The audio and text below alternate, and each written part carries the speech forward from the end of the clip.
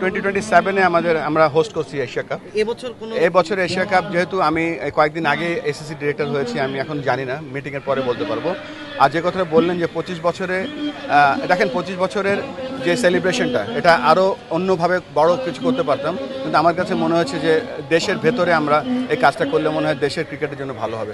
দেখেন এই যে কিছু কালকে বা অন্যান্য দিন যে বিভিন্ন জায়গায় যে বাচ্চারা ছবি আঁকছিল, ছবির মাধ্যমে তাদের রিফ্লেকশন, তাদের মনের আকুতিটা বুঝতে পারছিলাম যে তারা ক্রিকেটকে কত ভালোবাসে, তাদের হিরোদেরকে তারা কত ভালোবাসে। আর একটা ফান হিসেবে আমরা নিয়েছিলাম যে আমরা কে কত জোরে বল করতে পারে, সেটা এখন বিকাম এ সিরিয়াস ম্যাটার হয়ে গেছে। কেননা কালকে মুস্তাফিজ এবং তাসকিন যাওয়ার পরে এখন ওই ব্যাপারটা এখন একটা বড় জিনিস হয়েছে, একটা বড় রিসার্চ এবং আউটকাম হয়ে গেছে আমাদের জন্য। সেখান থেকে আমরা দেখতে পাচ্ছি যে কত ট্যালেন্ট, কত ফাস্ট বোলার্স অ্যাভেলেবেল আছে।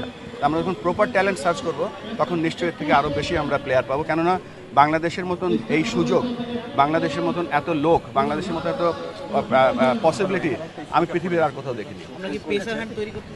অবশ্যই করতে, শুধু পেসার হ্যান্ড না, আমরা স্পিন বোলিং, উইকেট কিপিং সবগুলো কাজ করবো ইনশাআল্লাহ।